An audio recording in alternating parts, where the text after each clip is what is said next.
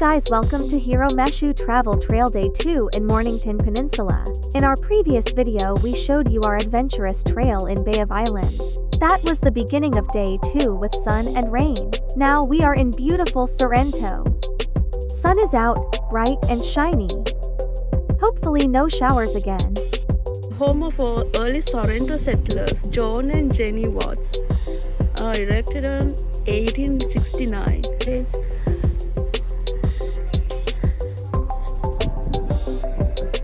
Look at it, so cute.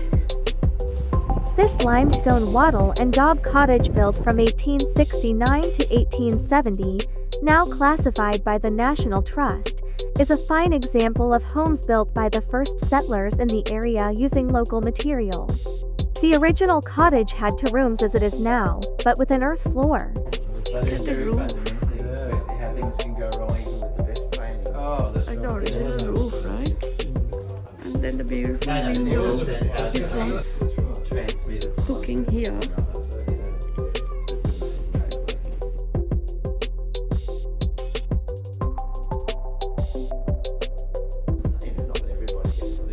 It's like a wash basin.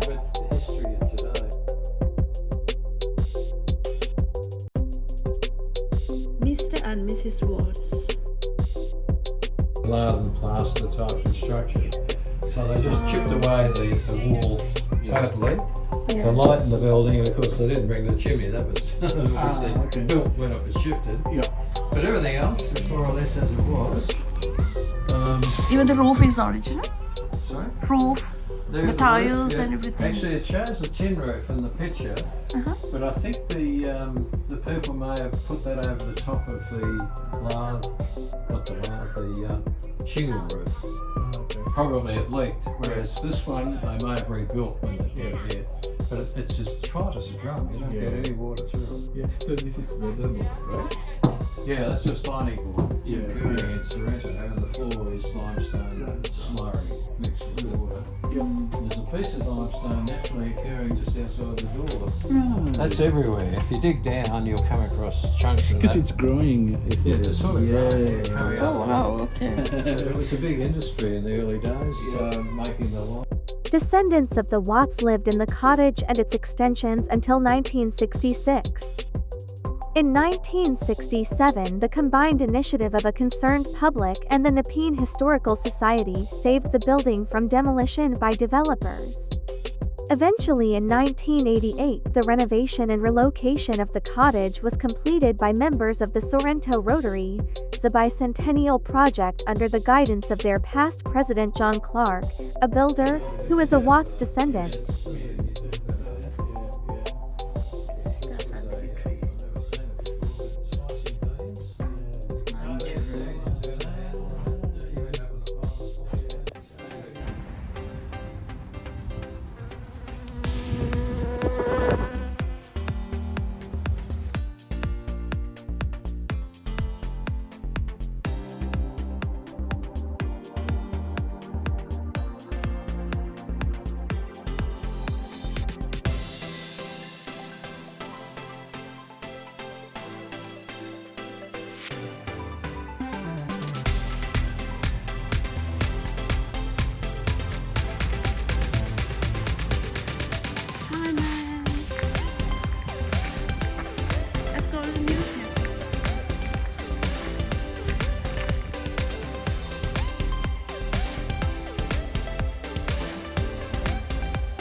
The Nepean Historical Society's museum in the heart of Sorrento will take you back to the beginnings of Sorrento. Through images and artifacts, the museum tells many fascinating stories.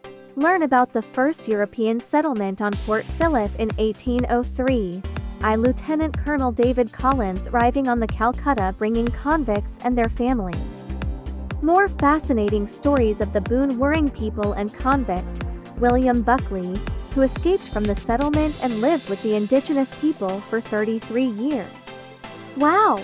Indeed, there's a lot to see here. If you visit Sorrento, don't miss the museum. It's a great place to learn the history of the beautiful Sorrento and its people. So now we're going to do the observatory point, like half a kilometer. After the museum visit, we drove to Point Nepean National Park. Point Nepean is located 110 kilometers from Melbourne CBD. Named after the British politician and colonial administrator, Sir Evan Nepean, Point Nepean National Park is the most westerly point on the Mornington Peninsula. The boundary fence. Now the fauna is getting little different than the previous bushwalks we did.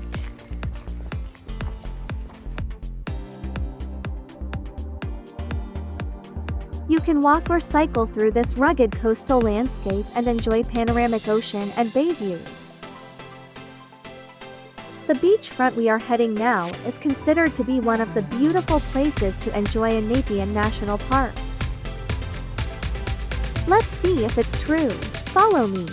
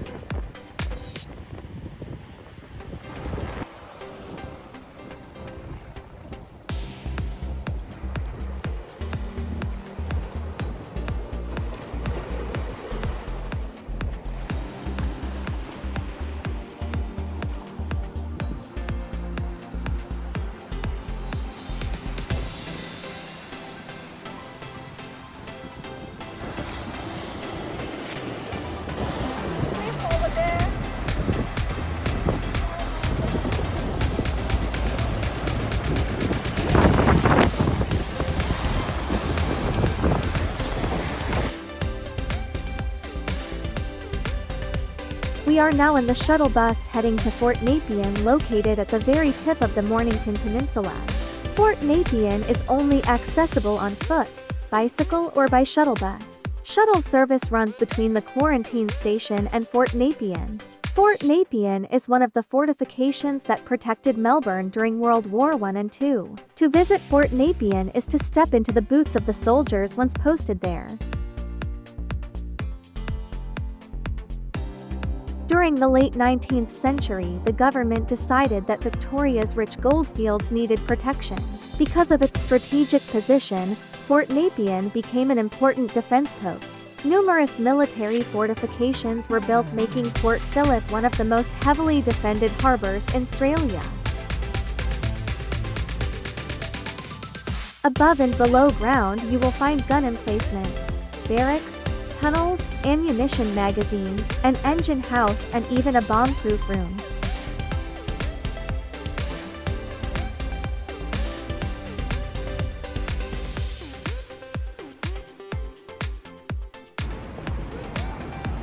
So this is the gun emplacement of change.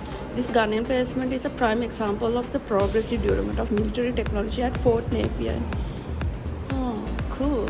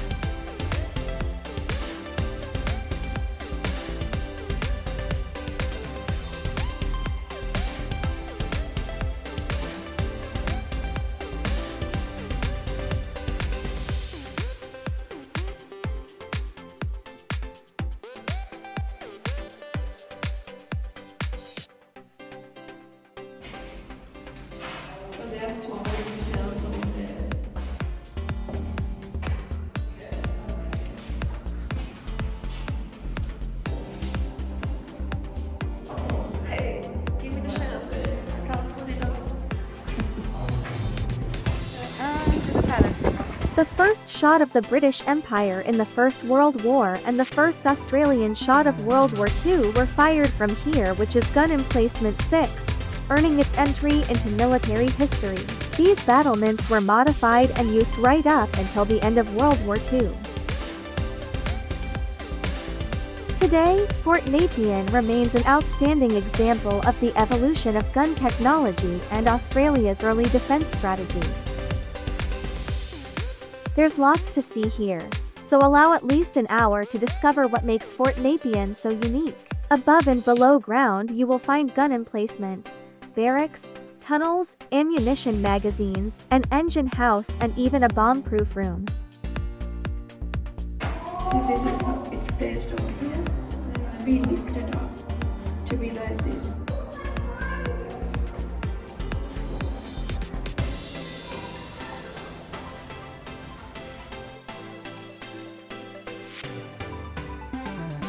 Walking in these tunnels are truly fascinating.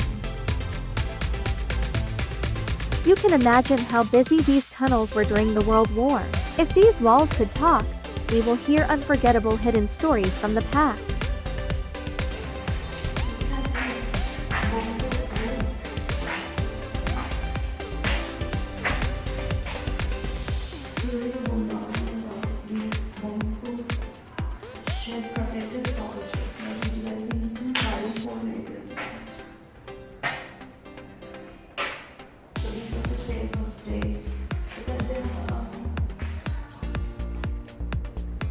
These, the only source of light at night back in the day in the tunnels. Can you imagine the life of a soldier? I guess no much of a difference than now may be when it comes to war front. What are your thoughts?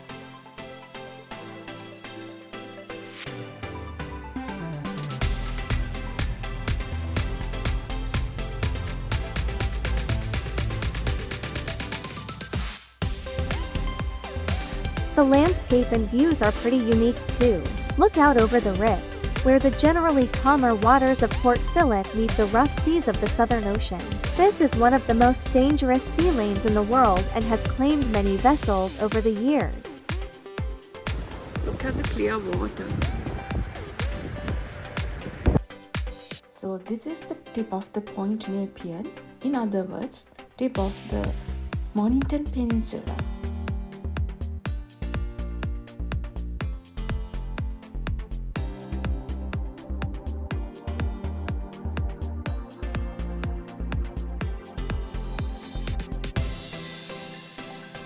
Now that we are done with Fort Nepean, we need to catch the shuttle bus to get back to the car park. From there, we are heading to Sorrento for an early dinner. So this Continental Museum it's built in 1880s. It's like one of the oldest buildings in this Sorrento city.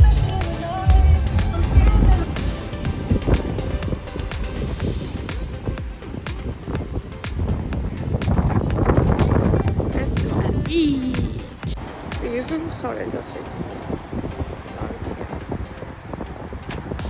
You can see the pier here.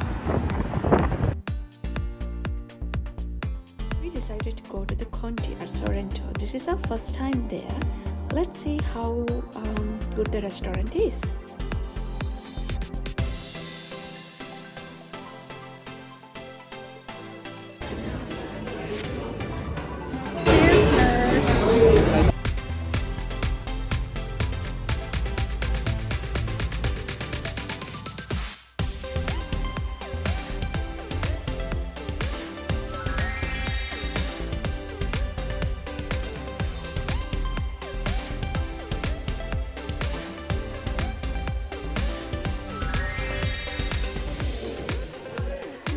Was good. We can recommend this place if you come to Sorrento.